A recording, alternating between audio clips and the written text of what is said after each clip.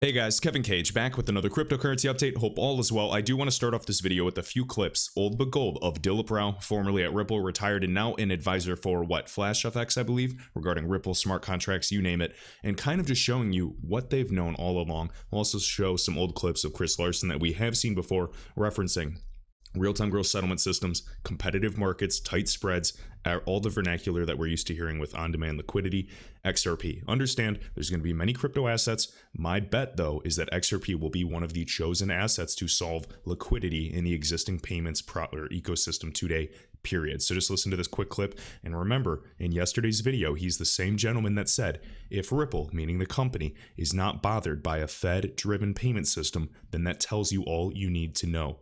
Why? Because XRP is still designed to be the native bridge asset, period. Right? There's going to be plenty of walled gardens, silos, permissioned ecosystems, all with their own use case, but we understand the benefits of the XRPL specifically. All right? There's not a, native DEX built on top of it for fun with the ability to send IOUs. All right, so listen to this 12-second clip again.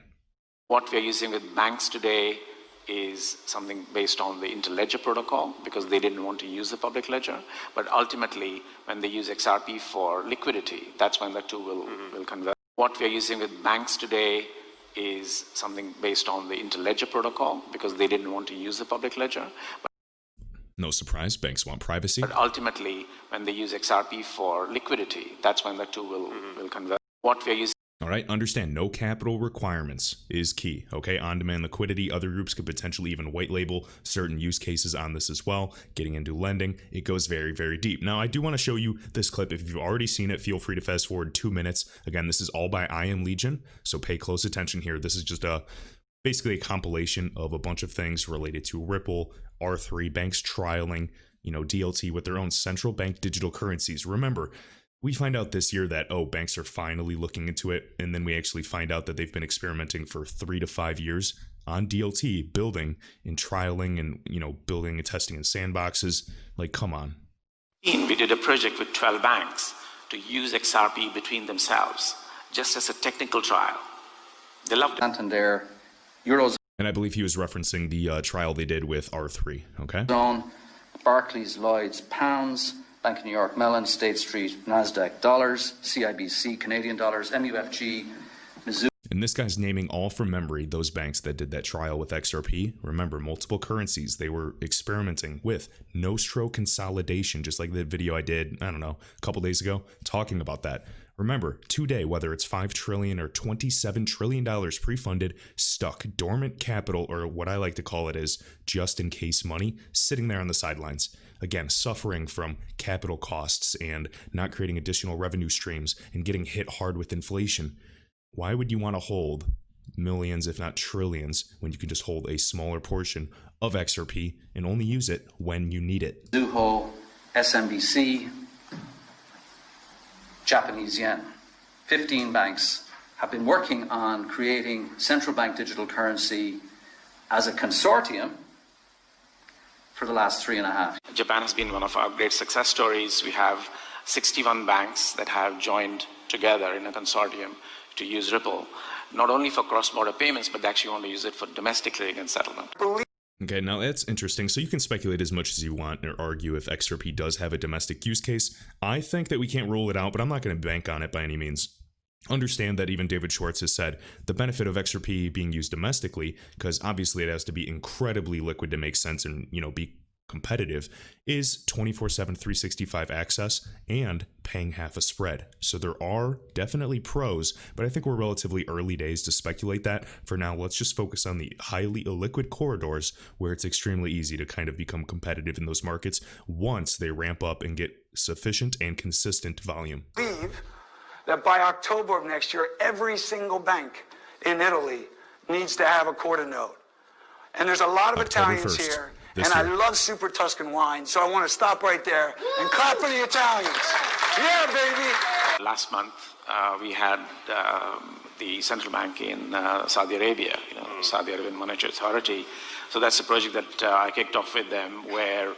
And we'll do some additional videos talking about, AMD, specifically in, Saudi Arabia, the UAE. That entire region, guys, is going to be massive for RippleNet, in my opinion.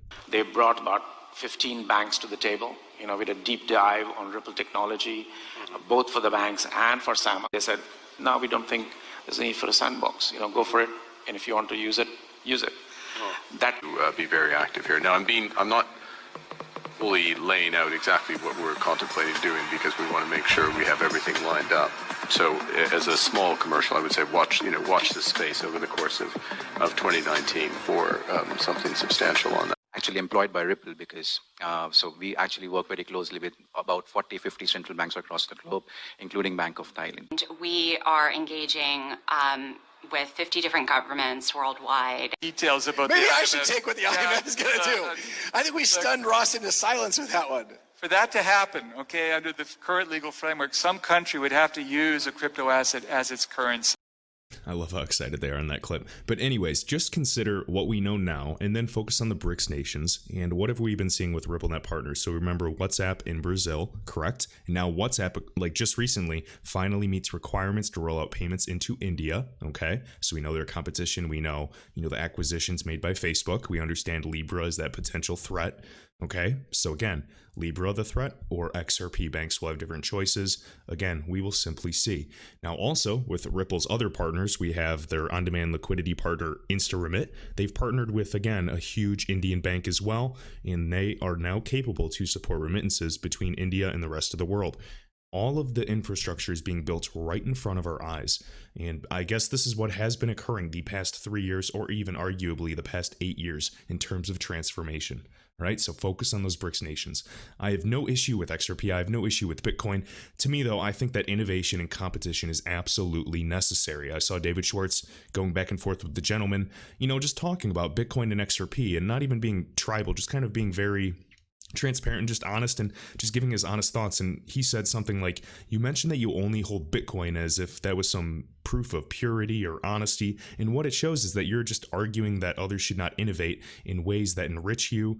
Again, and I just thought he hit the nail on the head, guys. David Schwartz, just the CTO of Ripple, pure genius, one of the original architects of the XRP ledger. Of course, highly involved. A little late to the party, though.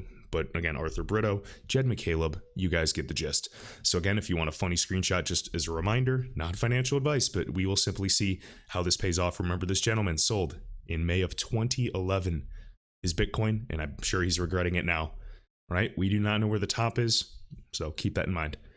All right, now this is just a personal question. So if any of you guys have traded over the counter on any of these OTC desks below, if you guys could shoot me an email, I would love to, hear about your experience or preference between any of these groups, whether it's, Kraken, Genesis, any of these groups, Hit BTC.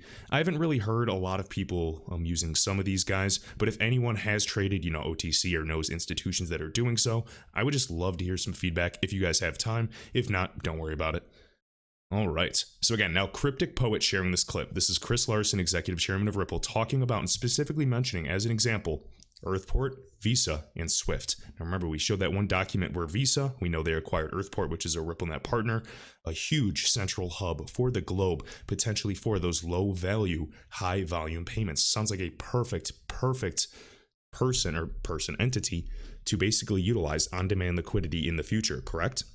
Okay, just a single hub and spoke model that can connect to everything. Remember the document that said Visa acquired Earthport in the hopes to, again, team up. I've shown it in videos before, that screenshot. The team up with Ripple to kind of replace Swift or, kind of update Swift, whatever vernacular you guys want to believe. But just listen to this clip, okay? So it does remind me of something like on-demand liquidity. Do you think this is what Chris Larson is referencing? I know we've shown clips of him speaking, even related to countries like Luxembourg, Liechtenstein, and he was even 2014, really before they were even talking about interledger protocol. It seems like they just had this entire vision, this entire narrative, the same talking points of Internet of Value before, almost like 5 to 10 years beforehand. There's this notion of building an internet for value exchange, and that's really the mission that we're trying to accomplish. What does that mean for financial institutions? Well, it means that banks remain the custodians, but they can also correspond with each other directly, and they can use this real-time settlement system without putting up capital on both sides, and with getting maximum competition for that. exchange of value. It's a fundamental structural change in correspondent banking. It sounds a lot like on-demand liquidity to me without having to put capital on each side, but you guys let me know down below in the comments your personal opinion. Remember, the Internet of Value, supporting protocols that are entirely agnostic, and value altogether. So anything can go over the XRP ledger as well. RippleNet, ILP, remember what in the beginning the gentleman said, that banks preferred ILP, and they're trying to onboard them on to XRP later on. The networks, whether that be SWIFT or Visa or Earthport, they can also use those same benefits for their customers. And then for regulators, we actually think this is also a big step forward because you get so much more transparency. It's so much easier to track sort of degrees of separation tools in real time. We think it actually shortens the time it takes to catch the bad guys. All right, so really, really interesting, guys. Remember, this whole narrative with, digitalization, however you want to say it, is there's going to be way more transparency and way more, in other words, control. So there's pros and cons to this. I'm not going to turn a blind eye to that.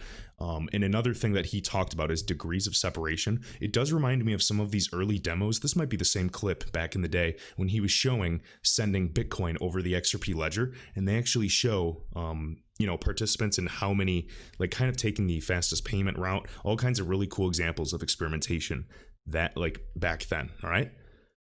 Go next. So right here, guys, Roth Economist. So again, talking about SBI, talking about MoneyTap. Remember, this the application. It can run on Ripple. It is a domestic payment system. So people will often just say it has nothing to do with XRP. And regardless, what I'm saying is we are seeing the revamping of this. We are seeing interoperability across the board. Even if it's not directly Ripple, we want to see interoperability. I don't care if there's silos and new tokens that groups use, like talks of Goldman Sachs creating their own currency. If you really believe that they're just now talking about experimenting with the concept, I guarantee they've already done trials. They've already been utilizing something in a sandbox. They're not going to be that slow to this game. They're not waiting until 2020 when we're already, 8 months through the year. And now this narrative of going cashless is a thing. We see metals surpassing all-time high. We hear, stories about coin shortages. The dollar is at a 3-year low. Just read between the lines, guys. So right here, SBI Annual Report 2020 confirms MoneyTap, LinePay, PayPay tie-in and explicitly mentions Ripple as part of the efforts to use QR codes with merchants. Again, guys, Japan is probably going to be one of the first countries to go cashless. Why? Because they're tech savvy and they're just so much faster towards adopting this type of technology. I really hope the United States keeps up. It's up to you guys to believe if, it's all kind of part of the plan or this narrative that the United States kind of gives that appeal. We'll simply see. I respect different opinions. I just think that, Ripple has a lot of big things coming ahead for it. Obviously, we know R3, we know SBI being a huge shareholder in both companies. I just think there's a greater plan in hand for not only XRP, but this entire digital asset ecosystem. Okay, so remember, back in 2018, we have Ripple-powered mobile app providing on-demand domestic payments in Japan, right? So just keep an eye. We'll see. I think that XRP absolutely could have a domestic use case, even with FedNow showing Volante and the ability is there. And I think that's what's important, is showing that the option is there, period. We understand that XRP has a lot more volume, more transactions, and of course there's a minuscule burn rate that I don't think affects price whatsoever in my opinion. It is really just to prevent spam, but we are going to have an ecosystem of tons of market makers, speculative traders, utility, raising the ground floor, and it's going to be highly, highly competitive, just like Chris Larson said in that previous clip. All right, so CoinDesk, again, thank you to A Level Playing Field. So Thomas, awesome, love the name, for tagging me in this. So Goldman Sachs has hired a new digital assets chief who speaks blockchain as the bank considers the launch of its own fiat digital token. Interesting. So again, I just wanted to highlight this right here. We are exploring the commercial viability of creating our own fiat digital token, but it's early days as we continue to work through the potential use cases. To me, that is such a joke. I think that if they even say this right now, this has been going on for, 18 months.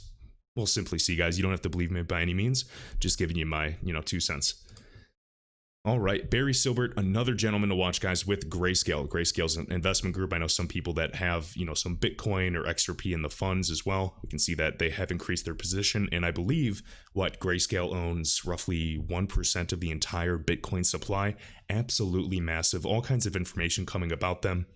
Obviously, with tax reporting, SEC, big things ahead. And remember, They were also one of the first to do a cryptocurrency Super Bowl commercial last year as well.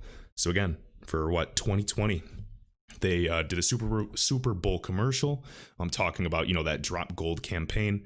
And interestingly enough, 2020 gold surpasses all-time high. I mean, I just think that this is the perfect storm for all of this to take place. And you guys let me know what you think, because I think that we are in the right asset class. Those that have been here for 3 years, 5 years, I get it. I'm right there with you. And those of you that just got on board, or your friend or family member told you to look into crypto assets, you are so lucky. We are, early.